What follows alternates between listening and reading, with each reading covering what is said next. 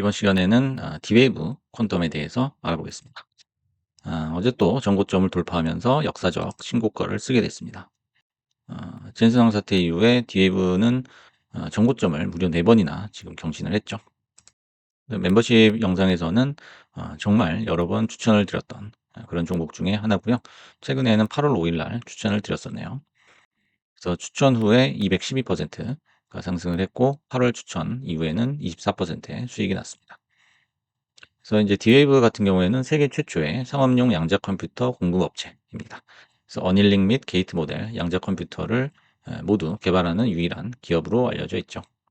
그래서 최근에는 이제 양자 최적화 제품을 출시를 했고요. 그다음에 어드밴티지 2 시스템을 정식 출시했습니다.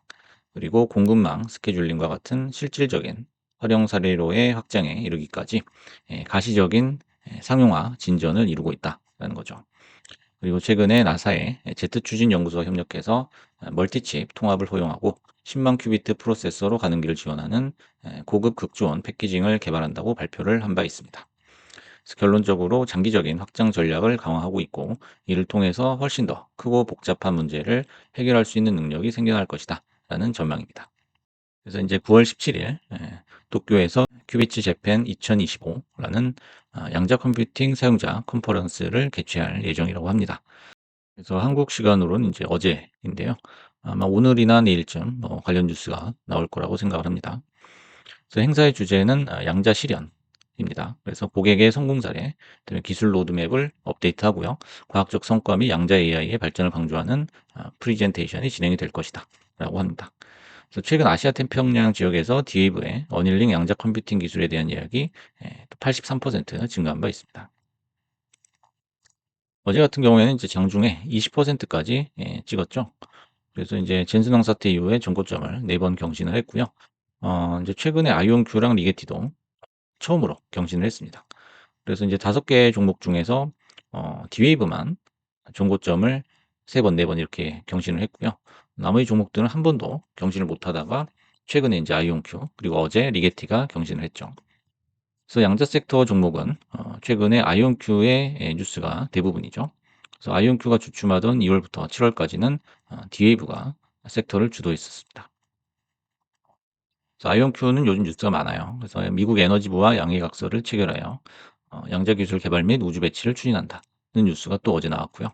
이 협력으로 위성 플랫폼을 사용한 양자 보안 통신의 궤도 시연을 설계하고 수행할 예정이다라는 겁니다. 그래서 현재 양자 섹터는 아이온큐 뉴스가 전 종목을 지금 캐리하고 있다라고 봐도 과언이 아니죠. 그러면서 이제 돌아가면서 한 번씩 폭등하는 그런 양상을 보여주고 있습니다. 그래서 이제 아이온큐가 맨 먼저 신호탄을 쐈죠. 20%. 그리고 디에이브가 어제 또 20% 가까이 상승을 했고요. 그다음에 리게티도 20% 상승을 한번 해줬었고요. 퀀텀하고 시스크가 아직은 그렇게 큰 시세가 나진 않았기 때문에 두 종목도 조만간 급등이 한번 나오지 않을까 예상을 해보겠습니다. 최근까지의 차트의 히스토리를 한번 살펴보겠습니다. 이렇게 보시면 이제 파란색 점으로 찍힌 것이 바로 젠슨왕 사태죠. 그래서 젠슨왕의 말 한마디에 양자 전체가 폭락을 했었는데 그 이후로 2월 중순부터 또 4월 초까지였죠. 그때는 또 시장 전체가 또 침체를 했어요. 그래서 이중고를 겪었던 양자 섹터였습니다. 하지만 그 이중고 속에서도 빛났던 한 종목이 있었죠. 그게 바로 D웨이브 퀀텀인데요. 관세 사태 기간 동안에도 홀로 상승을 했어요. 그래서 전고점을 터치를 하는 그런 기염을 토했고요. 이때서부터 이제 양자 섹터 내 주도주로 부상하는 계기가 됐습니다. 그래서 그 이후로도 한번 크게 시세가 났었는데요. 5월 달부터는 이제 시장이 엄청나게 폭등하던 그런 시기였죠. 그래서 시장이 도와주면은 어떻게든 든다라는 거예요. 그래서 전고점 2배까지 갈 줄은 아무도 몰랐죠. 그래서 11달러에서 3달러대까지 폭락을 하던 때가 있었습니다. 거의 뭐 3분의 1 토막이 나버렸는데 거기서 이제 전고점을 돌파해서 2배를 간다. 그것도 5개월도 안 돼서 이런 결과가 나올 거라고는 아마 이 시점에서는 아무도 예상을 못했을 거예요. 하지만 그런 힘을 보여줬습니다. 역시 될 놈은 된다라는 거죠. 그 이후에도 이제 조정을 받고서 다시 상승을 했었는데요. 상승 피로감이 좀 있었어요. 그래서 그 이후에는 쌍봉을 찍고 내려오는 모습이었죠. 그래서 완전 정배열 차트를 골라야 하는 이유가 여기서도 보인다라는 거예요. 그래서 완전 정배열에서는 우리가 물려도 최소한 쌍봉을 준다라는 거예요. 그래서 여기서 샀다고 하더라도 여기서 팔 이유가 없다라는 거예요. 정배열에서는. 다시 이제 본전을 주기 때문이죠. 그래서 여기서 눈 감고 분할 매수만 하더라도 평단을 낮춰 가지고 또 유의미한 수익이 날 수 있다라는 거죠.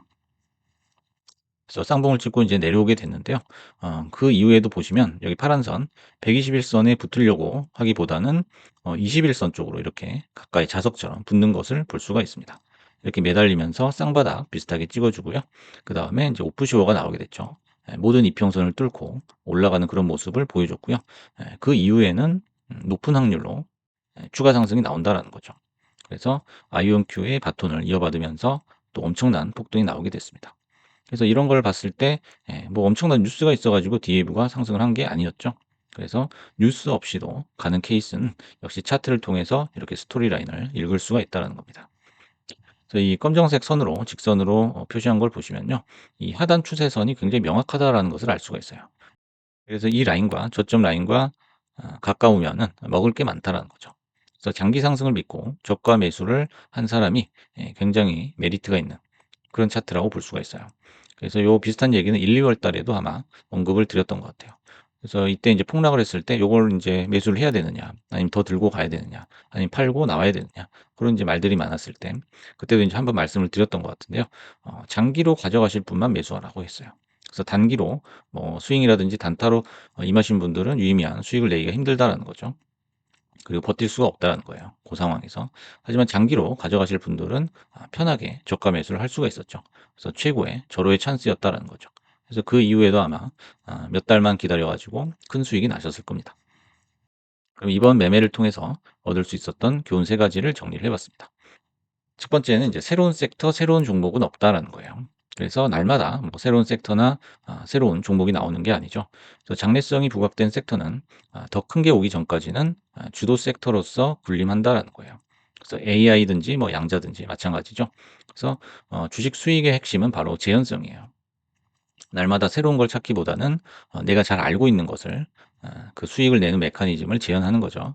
그래서 날마다 새로운 뉴스가 나오는 것 같지만 결국에는 과거의 재현임을 간파하는 것이 굉장히 중요하다라는 거예요.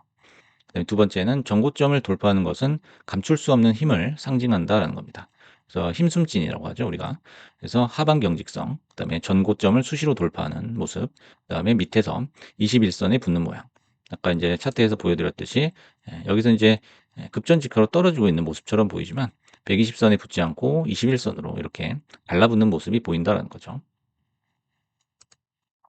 그래서 요런 모습들을 봤을 때 굉장히 힘을 숨기고 있는 '강한 종목이구나.'라는 것을 알 수가 있죠. 그다음에 전고점을 돌파하면 새로운 레벨, 그다음에 새로운 세계를 의미한다라는 거예요. 그래서 저항선이 지지선으로 바뀌게 되는 거죠. 그래서 차트에서도 보시면 아시겠지만은 요 레벨과 요 레벨은 전고를 돌파하면서 새롭게 생긴 어떤 레벨의 차이다. 새롭게 생긴 어떤 밴드다라고 볼 수가 있겠습니다. 그래서 이제 전고점 요 라인이 저항선으로 작용을 하다가 다시 또 인제 돌파를 하게 되면 지지선으로 작용하는 모습을 볼 수가 있습니다. 요건 인제 D웨이브뿐만 아니라 거의 모든 차트에서 나오는 그림이죠.